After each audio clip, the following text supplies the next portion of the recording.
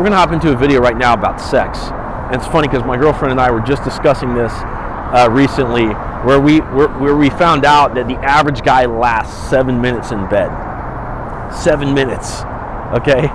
And it's crazy because, like, if you're a guy, you think back to your past experiences. It's like, how many times does a girl actually come like before 7 minutes? Like, it doesn't happen that often, right? It can, and when it does, it's super cool, right? Because, like, the vibes are high, the energy is good, and it's like everything matches up, and you both get off early because this, like hormones were going and stuff, and that's fucking awesome when it happens.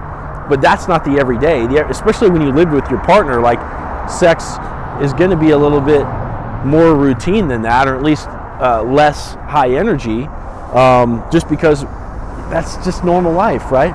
It can't always be like that. So typically, it's going to take a lot longer than 7 minutes for a girl to orgasm or whatever, and that's if she even does, right? So ladies, if you're watching this, of course, you can chime in, and it takes a lot longer than that typically if you even get off at all.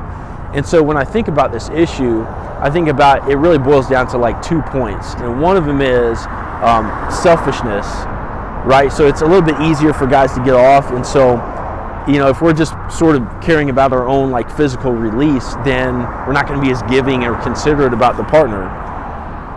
So you don't want to be selfish, right? So my mentality with that is like you kind of withdraw a little bit. You kind of hold back a little bit. You don't just do it for your own sensation. You kind of put the work in, and after you see that your girl has got some satisfaction in the bedroom, you can sort of let go a little bit and then release. And so you learn that restraint, like that. So you don't want to be super selfish.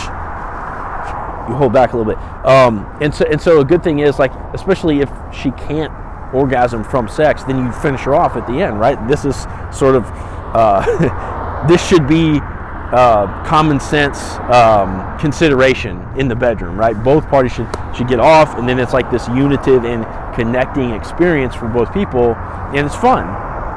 So you don't want to be selfish. Okay, so that's point number one. The other thing is like lack of experience, right? So if you don't have a lot of experience in the bedroom, and this can happen, right? There's people out there that maybe had introverted parents, or like for me, I was like super religious growing up, where it was shunned, it was bad to have sex. Not that it stopped me, but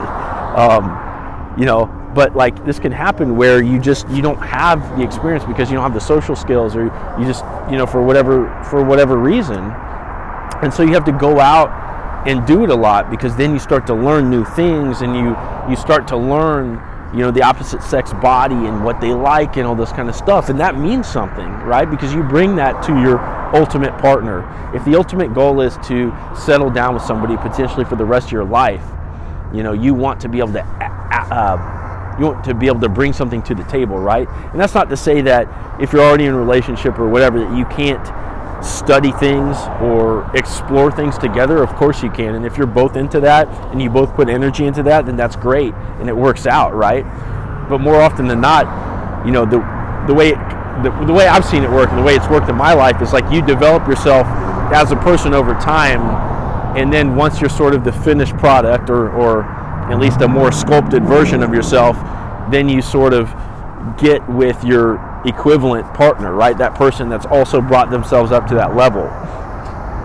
Because typically what I've seen in relationships is like one person works on themselves, one doesn't, then you break up, and then you sort of upgrade to the person that actually worked on themselves, and then, okay, you know what I mean? And that works in the bedroom too, right?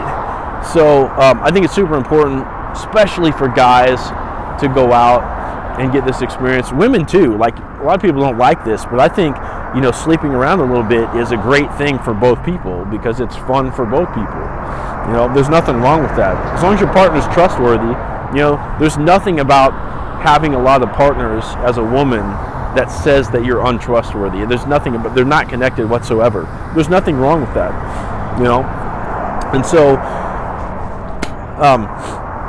I think that's super important.